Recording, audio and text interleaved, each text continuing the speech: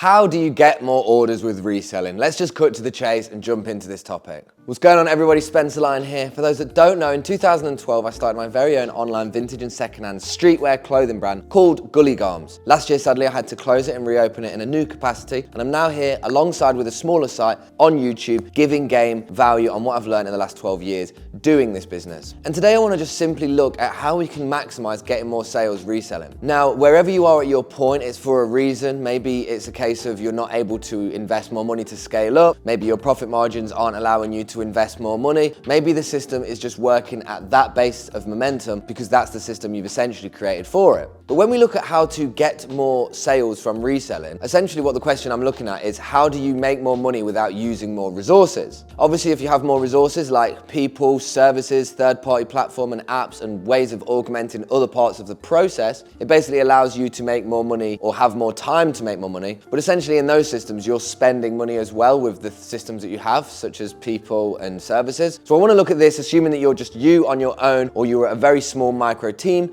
and how you can get more sales from what you're doing. The first one is pretty simple. Double down on what it is that you are doing that's working. Are you buying sweatshirts and they're selling? Buy more of them. Are you not selling many t-shirts? Stop selling them. Double down on what's working and X out what's not working pretty quickly. Now, when I look at this system, this is based on people who want to make more reselling. If you're somebody who likes the products you sell, or you like having a broader scope and you're happy for things to sell at different rates, for example, your average sweatshirt may take 10 to 20 days to sell, whereas your average t-shirt might take 45 to 70 days to sell. Those two different time frames highlight the demand from your store based on other people's interaction with it. So if you're somebody who likes different products, this is not really a video for you, but for people who want to get more selling, double down on what it is that you're doing well. Look at what it is that you are selling each day. What are the products that you are actually moving out each time you post things off? Is there a theme? Is there a color theme? Is there a material theme? Is there a style of aesthetic theme based on what people are seeing? Home in on it, find out and figure it out and double down on it as fast as possible. And that's pretty much one of the simplest and most efficient ways to maximize more sales from that. It can't really be more complex than that, because a lot of people may talk about homing in on weaknesses, homing in on strengths, and understandably, both of those metrics work in different ways and have different outputs. But based on this, if you have something that is working, why not do more of that? To play devil's advocate with this, you could say that if you only work on what works, then people will only know you for that. It might oversaturate that market within the consumers that buy from you. However, you won't know without doing it. And if it is working and creating a faster return on investment, then it makes more sense to double down on that. Because even if the average rate of investment slows down, it might be still quicker than the average t-shirt that sells for you. If we're going back to the t-shirt sweatshirt analogy, be really aware of what it is that you are doing that is working, and be honest with yourself with what isn't working. The way you get more sales, pretty simply put as well, is being aware of just what you're doing that works and what you're doing that doesn't work. Are you going to look at this and go, I need to work on the things that aren't working and leave the things that are working? And I would say the argument for this in terms of maximizing getting more sales from reselling without using more resources would be to double down on the things that are working, home in and be aware of what is maximizing your return on investment, and do more of that, do more of the same. You just have to be prepared with the oversaturation of you doing one thing and cutting out lots of different options. And I would say that this video is based on people who are maybe not looking to create a brand, but just looking to create sales. And in another video, I will break down the difference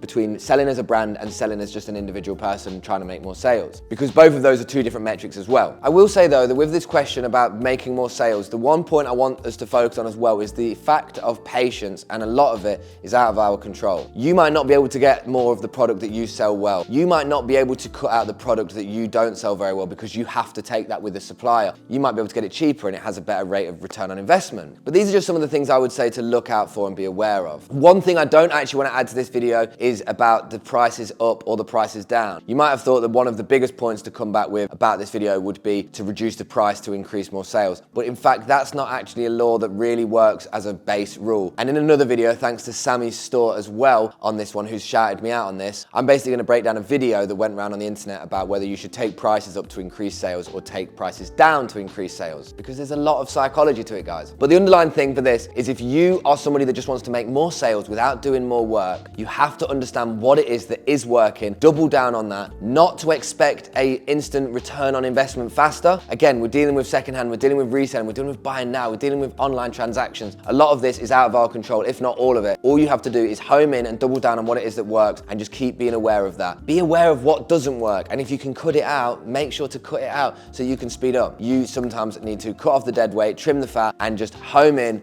on what is successful and just do more of the same. So guys, as always, feel free to drop a comment with any thoughts. I am gonna start looking into the comments a little bit more and using those to integrate more videos. I have a Patreon that's £4.50 a month, and it does give you additional content that in the shape of voice notes, videos, and potentially other types of content that we've not discussed yet. Stay safe, stay sustainable, keep doing you, keep trusting the process. And if you are a reseller, sometimes you're gonna have days that work, sometimes you're gonna have days that don't, but make sure that the average base layer of day you're happy with. I'll catch you on the next one for another video.